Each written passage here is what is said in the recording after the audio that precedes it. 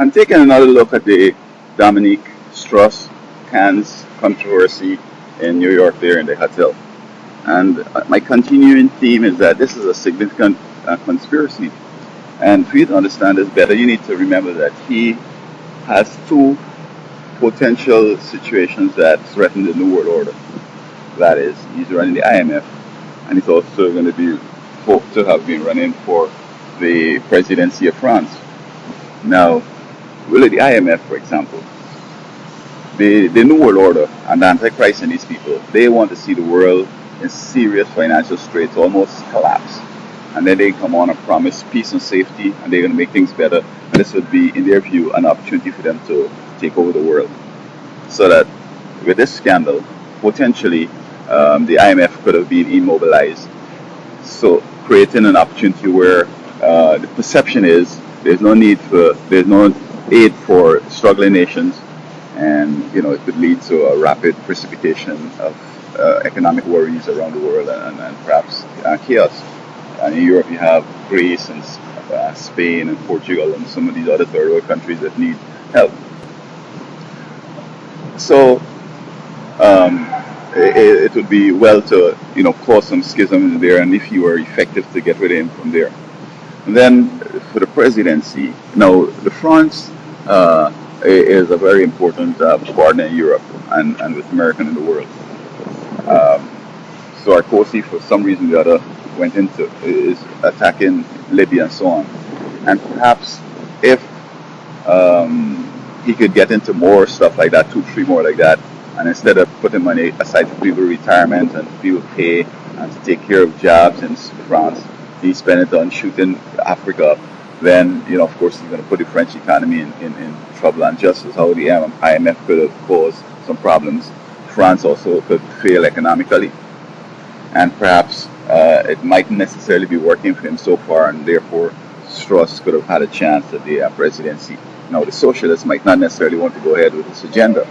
They might want to take hands off and try to come and caretake for the people and make sure they have bread and food and so on. So that these two situations with Strauss are threatening to the New World Order, such that if by anything they could get to knock him off, that would be great. Now, this young lady who is alleging rape and so forth, as I said earlier, I sympathize with the victim and so on, but in the court you have to go after whatever you could get justice for your client, ethically, of course. And so I put out some money there and asking anybody who has had a similar experience with her, come into your room and offer you something and don't want to perform, telling you, oh man, I got to go now, my boss called me on the phone here, I got to go. And you want to take the full price and run off and even take your jewels and so on. So this is a reason why you could have been running behind her, because she was taking this stuff. And maybe it might be too late to do some evidence test, like did they take blood or they just took a swab to get cells from his mouth to do the DNA to verify whether it's his DNA material on her person. If there's some blood, you'd want to test to see if somebody put Viagra in his food, because I can't believe that this old man going to be bathing, the little boy don't get cold and shrivel up, and then suddenly you see this young girl and he get a hard. I mean, it's hard to believe that. I mean, older men, it's not like a teenager.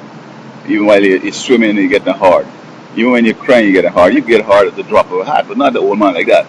So there might be some Viagra in his food, so as to give him that thing so he should come in. It's right on, right time, And also, whether there has been other drugs in his system, drugs that could be psychotropic, that suppress your intellect and your conscience, while sort of bolstering your emotions.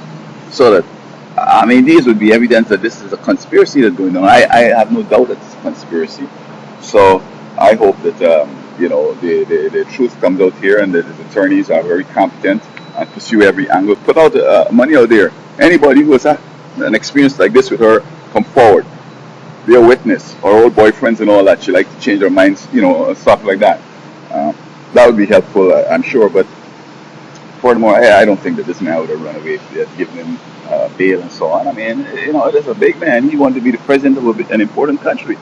And for a little charge like that, it's nothing serious. He killed somebody. It's like, it's here nor there. You know, yes, she got bruises, and yes, the DNA, but there's another innocent way of explaining it. So I think they should give him, the bail. As a matter of fact, if you go to France, he say, "I'm coming back." Hey, I was like, course, you can put him back on a plane and say, "You better go, bro," because remember that he's a challenger to Sarkozy now. So give the man the bail and defense, get a good story, and you should prevail.